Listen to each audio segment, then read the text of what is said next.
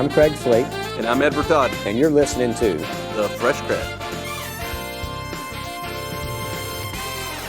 Welcome back, everybody. We are back at the show. As you can see, we are starting to amp things up here. Apple juice, coffee. Found a little libation hanging around.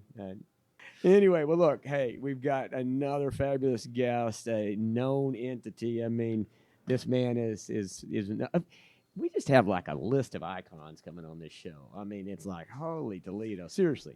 And we should just hang it up after this. It's the only reason I wanted to join is I looked at the laundry list of people you had. So I want to be part of that group. Well, you definitely are deserving to be part of it. This is, if you don't know, this is Michael Schutt, or Schutty. I think that's my industry alter ego. Yeah. Yeah. So from, we'll call him just Schutty from this point going forward. But, he is now he's just recently joined Bay Area Herb. Is that correct? Bay Area Herb. Yeah. Yeah. And he's director of business development over there. So welcome, Mike. Welcome, Schutty. We appreciate having you here for sure. And thanks for taking the time off the show floor. Absolutely. No, I appreciate you guys reaching out. I really like what you guys are doing. I think this is a great way to start to intersect with the next generation of our community, of the produce community and the industry. I think traditional platforms of what we're accustomed to, how outreach looks, are falling by the wayside. I mean, who gets a newspaper anymore, right? Yeah. So I think what you guys are doing is fresh, right? It's awesome. And acceleration, right? Where we're trying to shorten the learning curve. I think about, during COVID, Craig and I had some conversations about feeling sorry for those kids getting into the sales game, right? When you can't go out and see customers. Yeah. I mean, I know for myself, we had some projects that had to get creative with and, pass samples through like fences and, meet at, like patios behind a hotel and stay, distanced and all that stuff. And so, shortening that learning curve. I mean, I think about all the folks that I've talked to and met over the years in the industry. And I mean, I would say sometimes it would take years of talking about the weather every couple of years. And then finally you kind of start to, and this is a way for folks to have a look into people's lives, and maybe learn something themselves and help themselves, especially for those coming up. We talked with a lot of our leaders that were on today about mentoring and giving back. And, there does reach a point where it's all of our responsibility to try to help those coming up, come along. Absolutely. Yeah. I couldn't agree with you more, for sure. It's a responsibility in the industry to give back and really pour into that next generation and keep this whole thing going. You think about us as an industry, right? We control a lot of dollars. We control a lot of volume, but the community, the kind of the fraternity rather of what controls that is relatively small. And so it's imperative to kind of keep that ball rolling and keep the next generation coming up and engaged in doing what we do. Yep. Well, and I think you're an example of, we talk about you kind of being your own brand or whatever. And, we had Pamela on earlier today and she's the same way, right? Yeah. But these are, but you and your example, I mean, you're always, you're dressed. Dapper. You got that dapper dress, right? You got the iconic hair. And the Dapper beard. Dan from the movie. From Old Brother, We're Out There. Have you seen it? Oh, heck yeah. Have you seen it? The Dapper Dan hair cream? Yeah. Yeah. Well, yeah, mine was Peaky Blinders. That was what I used to tell the barber. It's like, have you seen Peaky Blinders? I want that. You go. I just need a little hat. It's got the razor blade in it. That would be all. Oh, no. You don't need that. Maybe a banana knife in there or something. Let me finish. But the deal is you this image, right? I mean, this is what you do. I mean, if you're like me, right? You feel good, you enjoy. Like I say, I get the haircut, because I like the style. I like to be that. But it's important, for young people coming up in the business or coming up in any business, but just in the world, that's a great way to get people to know you, without having to, you've built a brand around you, right? You spend a lot of time. Now you have to back that brand up with, Absolutely. You can't just be a haircut, sure, right? You got to be out doing stuff. But I think that's great for what your example, like say like Pamela and stuff, for people to learn from is, build a brand, recognize yourself, and you've got to not only have the imagery, but you've also got to have the stuff behind it. But you can Substance. the substance. You got to have the substance. That's exactly right. And so, anyway, I think you're great on that. But look, I want to get into a little bit about you, Sure. because that's the thing. You're definitely an industry leader. You are definitely somebody that's well known. You're a guy that has and continues to give back. But tell me a little about where are you from? Where'd you start? How'd you get here? Was there a log cabin involved? Yeah. There's no log cabin and not a lot of plaid, but no. So I'm born and raised in the Pacific Northwest. Okay. But my mother was very nomadic, and so I spent a lot of time moving around. By the time I was almost working age, I say almost, I'll get to that. Found myself living in a small town in the middle of Nevada, and but that small town had a Rayleigh's. And so at the age of 15, I had some friends saying, "Hey, I think Rayleigh's is hiring. You should come in and talk." And at that time, you could just go knock on the door of the grocery manager and ask for a job. No online application, not a big interview process. Right. And the guy looked at me and he said, "How old are you?" And I said, "I'm 15." He said, "When are you going to be 16?" I said, "I'll be 16 in January, sir." And he says, "You come back in the spring and I'll have a job for you." Now, did you have a beard then? No. So He was born with a beard. Yeah, Rayleigh's at the time, and many like-minded retailers had a policy. They had a look. Like I have a look now. They had an expected look for their team members, and for a very long time, probably the first 20 years of my 37-year career with them. The first 20 years, you couldn't have your mustache past the corner of your mouth. Oh wow. You couldn't have your sideburns past the lobe of your ear. So, Okay. So no beard at that time, Ed. But when the gloves came off and they allowed us to kind of go crazy, I went crazy and just kind of stayed crazy. Just went and stayed. Really took it. Yeah. So that's kind of 16-year-old me gets a job at Rayleigh's, and a couple months later, I get an opportunity to work in the produce department. A small town, so everybody, the people you work with are probably the people you bowl with, the people you go to church with, right? So the produce manager was girl I went to high school's dad, so kind of familiar, and heard there was an opportunity in produce, and I went over and he said, "Come in and talk to me." And so I went in and we talked, and he said, "Okay, well, I got this other kid," and I went to high school with him. He goes, I'll work you guys as close as I can throughout the summer, same shifts. The reality is that come September, I'm going to have one job. Never look back. Wow. I worked every overtime, stayed, came in on days off, whatever, and I got to climb every single mountain with the company that I absolutely bled for and adore. Great company, phenomenal collection of individuals that really allowed me to grow within the industry. They allowed me to expand this platform. Somebody tapped me on the shoulder in probably around 2005, start doing radio for Rayleigh's. Did some commercials. No kidding. Yeah, I did some commercials. I did some live news, going on the news and stuff. And that really just kind of changed. It's like public relations stuff? It was kind of being the face, kind of, I think of myself now, and I probably didn't have I probably couldn't articulate it then, that I am now consider myself a produce evangelist. I'm all about, driving this thing forward, one man band kind of thing. At the time, I didn't really see it in that big of a picture, but I was kind of starting to lay the breadcrumbs for what this became. Somebody, when somebody taps you on the shoulder, and I always challenge people that, find someone that is going to help you get comfortable with being uncomfortable. And somebody did that for me. And I didn't realize how good of a gift it was at the time, but it's paid me dividend after dividend after dividend, whether it's getting in front of a large group at the FPFC and speaking now as their chair, or doing those radio spots. I used to put two radio spots in the can every month for about 14, 16 months. I would pick the growers, I'd write the scripts, and then I'd go in the booth and I put these things on, and they would play. So let me stop you for a second. Did you listen to the show earlier today? No, I mean, how serendipitous is that? Man, you and these $5 words today, man. Hubris, serendipitous. I mean, serendipitous is a good word. For That's an a good East word. Texas guy. Well, so Laura Himes, and the reason I stopped you there is literally what you talked about. Find somebody that helps you get comfortable with the uncomfortable. And that is exactly, we talked about, she mentioned, and I subscribe to it, you need to get uncomfortable. If you're not uncomfortable, you're probably not growing. Once you get comfortable, you need to be changing some things up, right?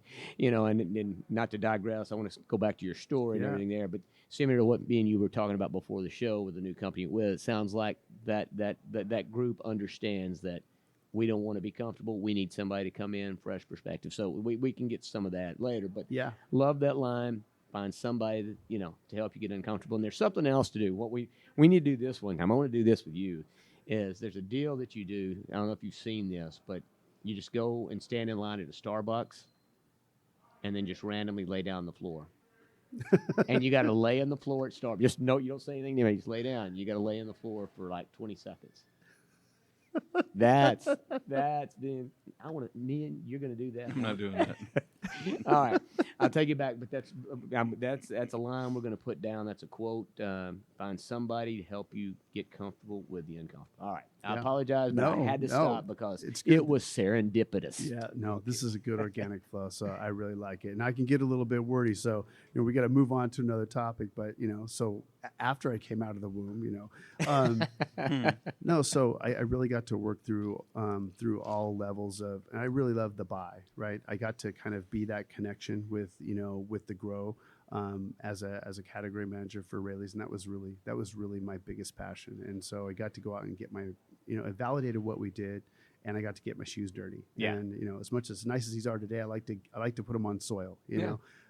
So the farming piece was really great. And then working side by side with my friend, my mentor, and the only person on the planet that I've ever got to perform his wedding was Greg Corrigan. We worked together for about 20 years. And I got to see a lot. I had a passenger seat to see a lot of what he did, and some of the modeling. He was a little bit of my spirit animal for put yourself out there in the industry, not just for yourself, for the industry. Right. And so that led to my service with FPFC and things like that. So when he made a departure to go off and live his best life with Lisa, I had finally kind of ascended to the top of a mountain that I never set out to climb. I never had my eyes on running, the entire post department. I was hoping to be a buyer at some point and, be able to make that getting my shoes dirty a regular gig. So, well, at the risk of sounding mushy, but when you lead with your heart, you can't go wrong. And we've talked about this passion project of ours, and I feel like we've approached it from a space of servitude. Like it's a passion project, right? Yeah. You really can't go wrong when your heart's in the right place and you're doing things for the right reason. And maybe not everybody sees it all at the same time, but if you're doing it for the right reason, it comes through. Try and make sure that there's things you talk about. You have to back up the brand, right? Well, there's things come with that, but you should have learned most of those things in kindergarten, right? You stay true to your word. You treat people how you want to be treated. You shake people's hand. You look them in the eye, and I think all those little things they have value, and they back up who you are. It's a character and integrity thing every single day, and I think those things and those behaviors that I emulated as a director and as a category manager, they've afforded me the opportunity on the other side to be really well received. And I think that the things I'm going to be able to do now for my friend, the owner of Bay Area Herbs, Steve Hurwitz, who is all herb guy, all legal herb guy. I should preface that, all legal. I think I'm going to be able to do some really great things for him because of how I carried myself within the industry. Can you elaborate on what all herbs that y'all supply? And yeah, I know we've jumped around a little bit. No, I mean, we can go back to. We can go all over the place. So just kind of from its crux, I mean, Bay Area herb specialty and organic, at our base, we're an herb company. We're a really good herb company. Mm-hmm. So, we do everything. We're pretty vertically integrated in the sense that we don't have our money actually in the grow, but we help support our growing community for sure. Mm-hmm. But we have a full retail program. We do all food service. We have a robust, meal kit program. So, Steve's been doing herbs now for probably the better part of 35 years. He came over from the Herb Time crew. He's part of that original group. And then he started this company 25 years ago. So, if you do business with us, you know us and you appreciate us. But if you don't, you might not know. Herbs are one of those things where, they're super important for about 6 weeks of the year. Mm-hmm. But if you fail on those 6 weeks, that's how opportunities open up for other supply. So Where are y'all producing at? I mean, I know the Bay Area pretty well. So we're on the South City market. Okay. And that's where we do a lot of our production there. That's where we do our production. So, that's kind of the epicenter. So we have, we do truck routes out from there for retail, for food service. On a good day, you can hit SFO with a rock. So that gives us the opportunity to, for fly and stuff like that. So yeah, it's a really robust thing. And I think the thing that was unique about Steve and the team there, while I was looking for what my next chapter, and I really had my pen on being the author of this, what my next chapter was going to look like, it was the autonomy to be creative, right? This business has, stood the test of time. It was a great business before I got there. It'll be a great business if I ever leave there. But having creative license to go, I can touch anything I want. We can talk about changing our assortment. We can talk about changing our supply portfolio. We can attack different markets. We can talk to different customers. We can change the flow of our warehouse. These are all the touch points. He said, there's nothing off limits for you. I'm not asking you to just go knock on retail doors. I'm asking you to look at our business with a completely different lens, but it's not broken. And that was pretty exciting. It was much more exciting than coming in and doing, program business for a really big supplier that we would all know. Mm-hmm. That's getting uncomfortable again. Absolutely. Right? I'm not saying I don't know if things at Rayleigh's became comfortable, but you've been doing it so long, and I know how that feels. At some point, you want to spice it up and do something and get to a space that, like I say, it's brand new, and you got to keep getting uncomfortable. Absolutely. And moving over to the supply side, 11 days, right? 11 days in. I didn't know if nearly 4 decades of retail experience would really parlay into something, and translate to value. Yeah. Would I be able to, would I be of value to Steve and the team on this side? And I think, well, one thing, I go about 100 miles an hour. So that was, I think that was going to be something to prepare him for. But, there was no swim lane I wanted to stay in. I wanted to cross all the ropes. I want to be everywhere in the pool, figure everything out. What can we attack? And so just having the freedom to do that and not be, pigeonholed or, handcuffed. It was really carte blanche, and that was outstanding. So I get to mess up a lot of stuff. Yeah, that sounds great. That sounds awesome. Yeah. Maybe I could come on as your assistant. That sounds good for me. I like that. You like San Francisco, right? I do. I love San Francisco. Love the Bay He Area. just doesn't swim, so. What's that? You don't swim, so. Or do you? I You know how to swim? I know how to Okay. swim. I'm quite the swimmer. Okay. I don't know that I want to swim in the bay though. It's a little chilly. One other footnote about swimming. So not only is Steve a really great person, we've been friends for about 2 decades. Once a week, he also swims from the shore to Alcatraz. No way. Oh my! And he's done it probably 112 times. So You got to be kidding me. No. he's got to go and listen to our episode with Martin Strell. Okay. Our Martin- most watched episode to date. Really? Surprisingly enough, I was a doubter. And when he brought this opportunity to us, super interesting guy. Swam the Amazon River. He was a competitive You heard what he said? Swam long the distance Amazon. swimmer. Yeah.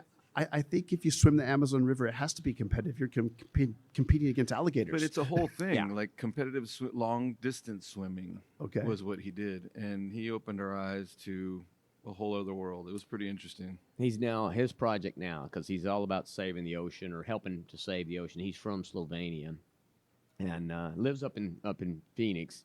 Maybe I'll get him to come out to the golf tournament because this that'd be guy is a great. character. I mean, he is something else. But anyway, he's working on a project to swim around the world. That's his deal. I mean, this guy swam China to the Middle East. Okay, so most of the major waterways that are out there, he has swam those. It's insane. Where's he swimming today?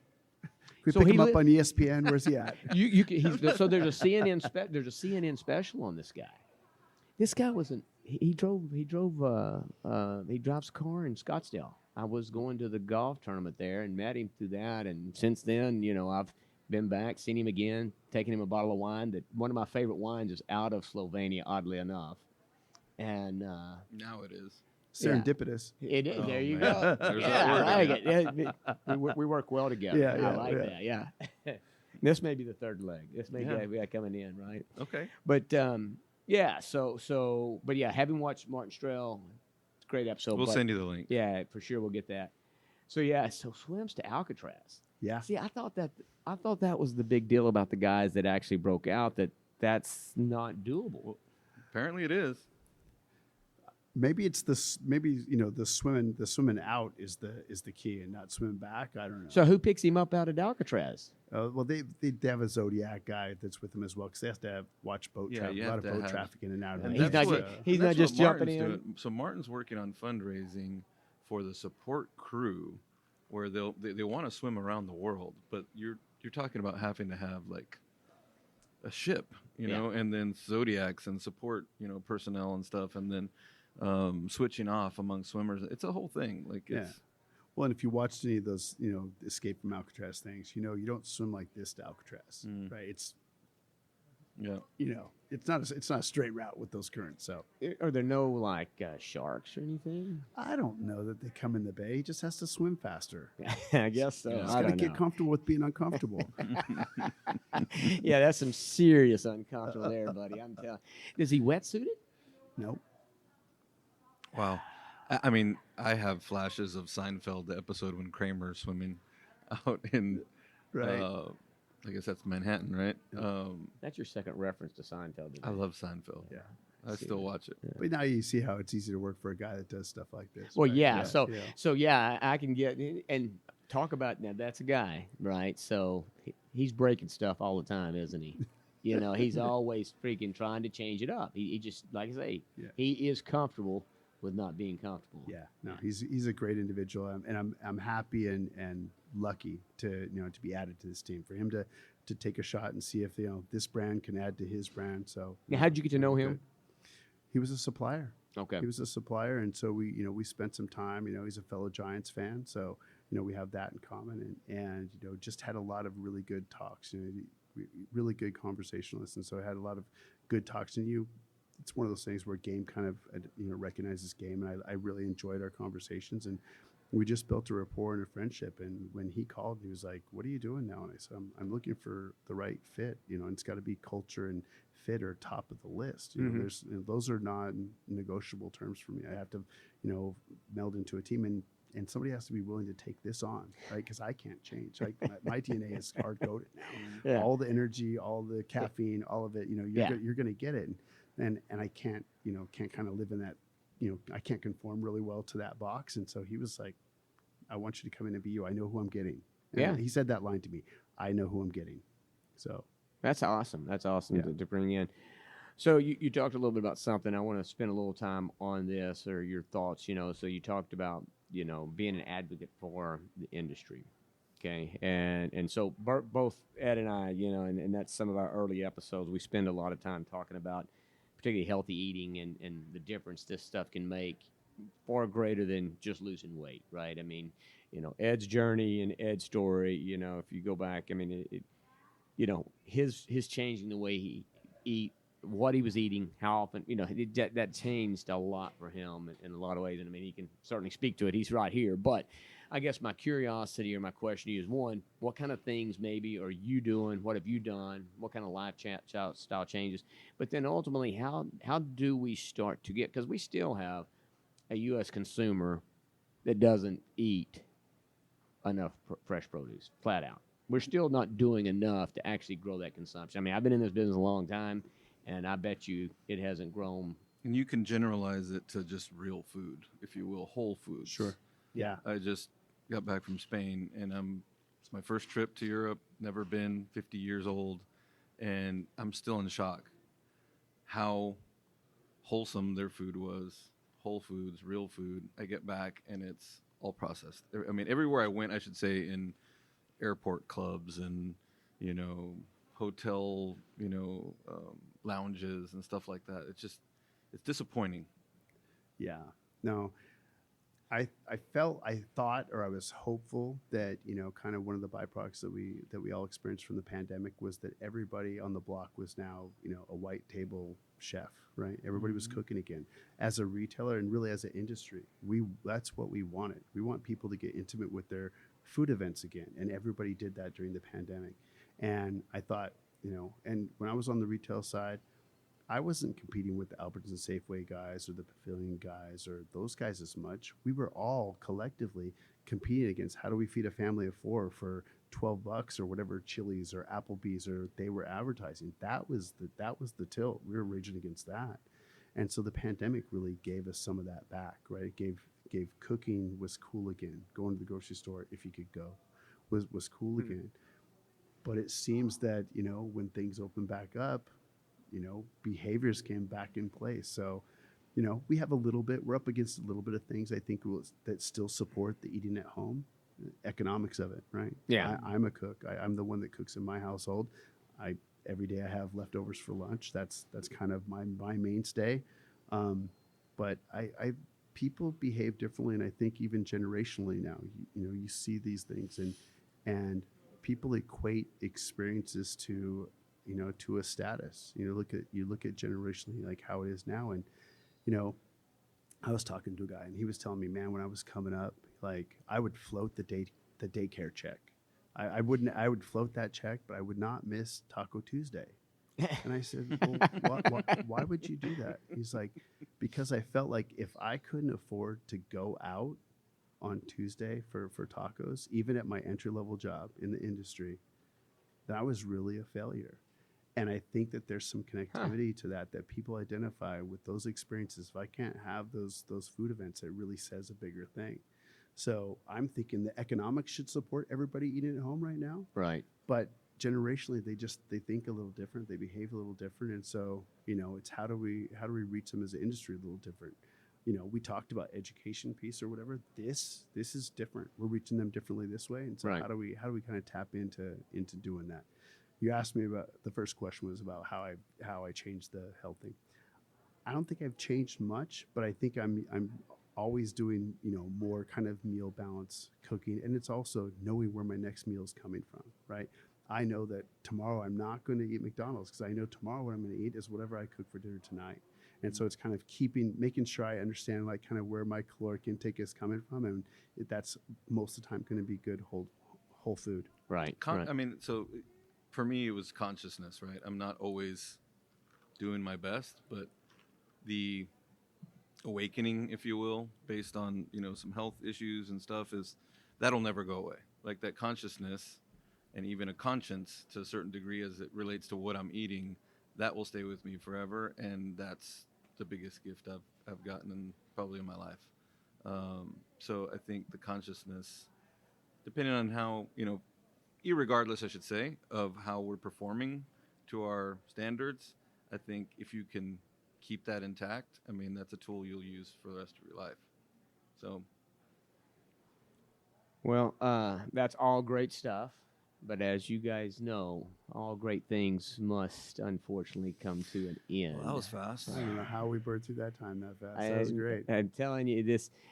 Yeah, these interviews and for sure, there's a lot more for us to do and unpack with you. And I don't know, we're working on a tour, a podcast tour. So we're putting together. Spain's involved. We're going to. We don't have to swim, do we? We don't. Okay. We don't. There's some pretty cool places in the Bay Area that that maybe could be, I don't know, Carmel. I'm pitching here. I'm pitching the sale. Sorry, right? sorry. We got Limoneira's already in. So Okay. so Carter's already got us set up to do something from A remote in Santa Paula. So we're going to do that. So maybe, something, you guys, we could do something up there in the Bay Area. Just let us know. We'd love to come back and do another one of these live from your place there. Absolutely. Or maybe we could watch your owner swim the Alcatraz. Holy cow. We'll do the remote from the Zodiac. How about that? There we go. I think that's GoPro. even now we're Mason, you're going to have to start buying some GoPros. No, man, seriously, appreciate it. Like I say, you and I have crossed paths many times. I mean, I know of you, but this is the first time I've got a chance to spend much time with you, and I really appreciate you taking the time and taking a chance on jumping on this show. You never know what you're getting into, but Now I know you like to be uncomfortable. I do. Well, the next time it's going to be a whole different format. All then. right, we'll work the dump bucket. We're all button going a to lay little down. hard. We're all going to lay down in Starbucks. Starbucks. All right. We're going to do a group lay down in Starbucks. You first. No, for sure, man. Thanks so much for it. I appreciate it, and we'll be seeing you around and hopefully catch up soon. Absolutely. Keep doing what you guys are doing. I love it. I think it's really Thank you. gonna touch the next generation of our industry. It's a great way to reach them in a platform in a meaningful manner that nobody else is doing this way. So good job. Thank you. That means a lot. Yeah, it does. Really does. Thanks a lot.